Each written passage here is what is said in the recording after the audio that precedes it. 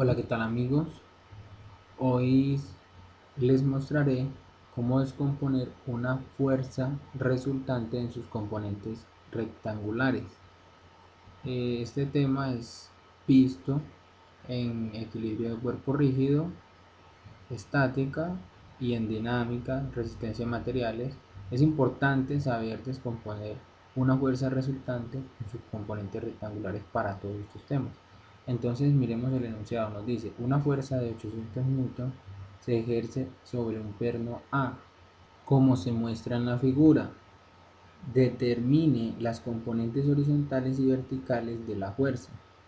Entonces básicamente lo que empieza uno haciendo es como un análisis de esta fuerza. Miren, la gráfica como tal, primero observo la gráfica y después lo que vamos a hacer es un diagrama de cuerpo libre. Entonces el diagrama de cuerpo libre lo que nos dice es que cojamos de donde inicia mi vector fuerza y lo ubiquemos en el origen de un plano cartesiano. Entonces lo que vamos a hacer básicamente es esto. Vamos a dibujar un plano cartesiano, como se lo voy a ilustrar. Miren, este sería mi eje y ubicaré mi origen, que es el perno, como me lo dicen, desde el perno. Miren, entonces yo ubiqué mi origen ahí porque lo necesitaba ahí. Si el problema hubiese sido diferente, pues ubico el origen de acuerdo a la necesidad. Entonces miren, trasladaré eso aparte, no voy a rayar otro plano, mírenlo aquí, otro plano cartesiano para hacer el diagrama de cuerpo libre independientemente de la gráfica, para que nos demos cuenta con este ejemplo paralelamente. Entonces miren, aquí dibujo mi vector fuerza que parte desde el punto A, que sería el origen en este caso, y lo que vamos a hacer básicamente es muy sencillo. Entonces miren, 800 newton, nos dicen que la magnitud del vector fuerza es de 800 newton y que forma un ángulo con el eje X negativo de cuánto, de 35 grados. Entonces yo básicamente lo que debo usar aquí y lo que nos debemos saber son las funciones trigonométricas. Recuerden, lo de las funciones trigonométricas no es algo sí porque sí, miren que en realidad sí tienen una gran aplicación. Y aquí lo que vamos a hacer son líneas paralelas a los ejes para poder determinar las componentes rectangulares. Entonces miren, voy a hacer una línea paralela al eje Y, así punteada, mírenla. Miren, básicamente este sería Y', sería la paralela a este eje, que sería igual a esta línea que tenemos aquí. Entonces ya definiendo nuestra paralela al eje Y, simplemente procedemos a nombrarlas, darle un nombre, quién va a ser la componente eje de Y y quién va a ser la componente eje de X. Y miren, todo esto sería que un triángulo rectángulo.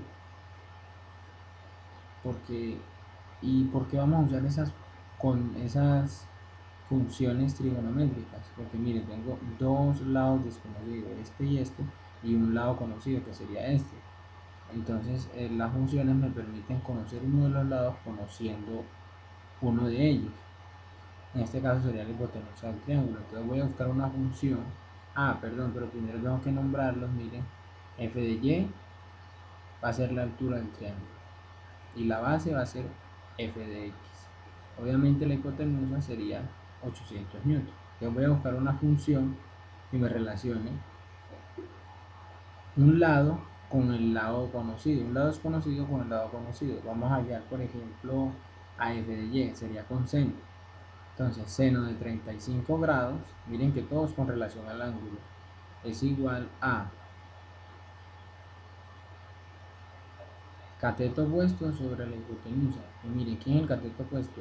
F de y, que eso es un triángulo rectángulo en realidad, sobre 800 newton, que sería la hipotenusa, ¿cierto? Entonces escribimos y debajo 800 newtons. Simplemente vemos que es una ecuación y despejamos a f de y. Y nos queda que f de y es igual a seno de 35 grados por 800 newtons. Y nos arrojaría un resultado de 458.861 newton positivo, o sea, me indica que va hacia arriba, o simplemente pueden colocar en la dirección J. Lo que pasa es que las magnitudes nunca son negativas, siempre son positivas. Ahora nos vamos a dar cuenta con la componente de f de x. Algunos profesores o libros exigen y ponen el signo del vector unitario, ponen el vector unitario acompañado del signo. La magnitud nunca la excluyen del signo como tal, pero entonces el signo solamente indicaría en qué dirección va la magnitud de la fuerza.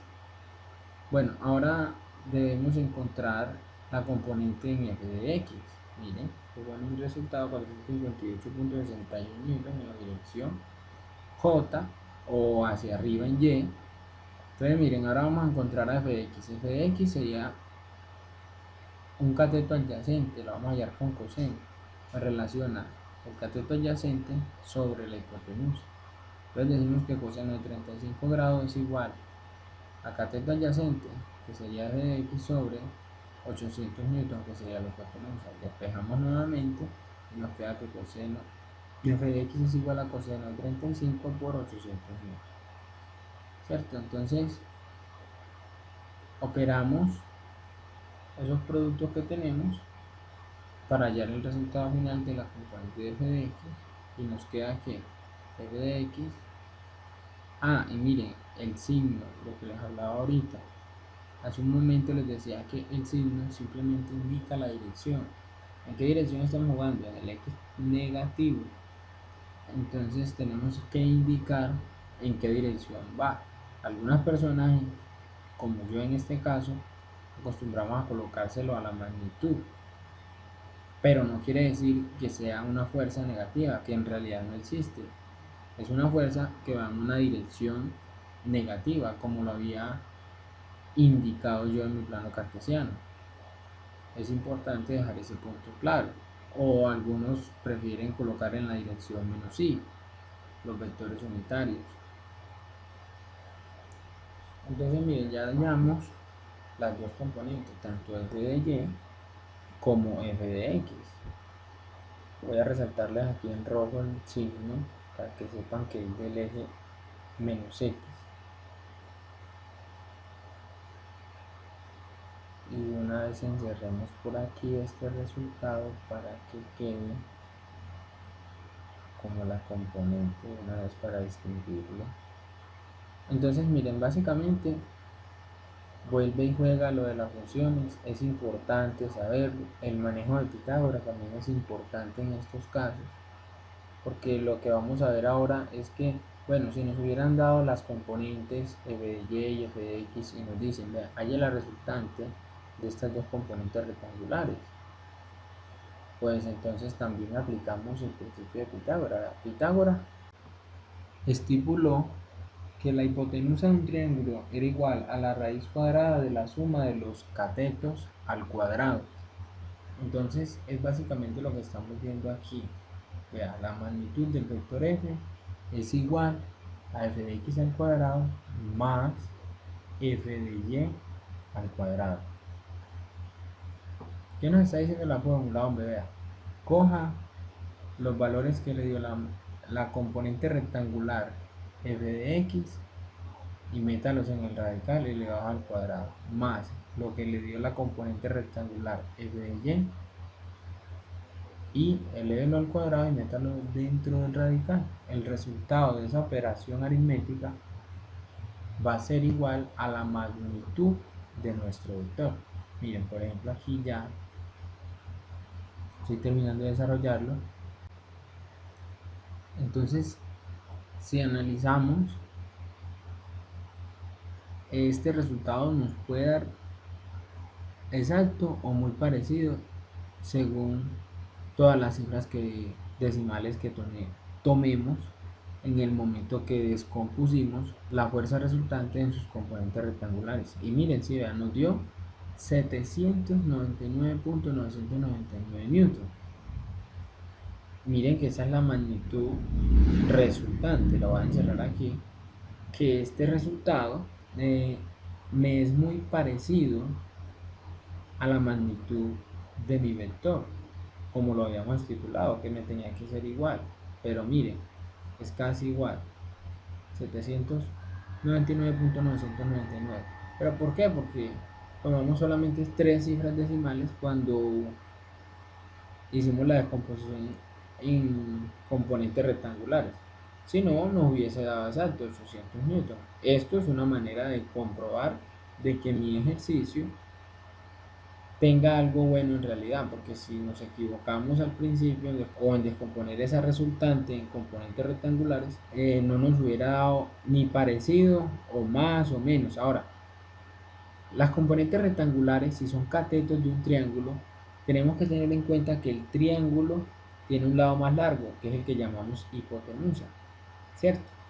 Entonces, la hipotenusa siempre tiene que ser mayor que las componentes rectangulares, o sea, la magnitud del vector siempre debe ser mayor a las componentes rectangulares. Ahora miren, yo puedo hallar ese ángulo y ya no hacer una paralela al eje Y, sino al eje X. Miren, entonces este f de X lo voy a proyectar acá arriba.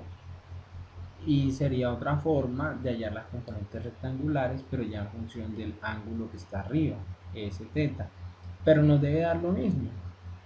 Son formas de jugar en el plano con todas las figuras geométricas. Bueno, espero que les haya servido y que tengan un feliz examen.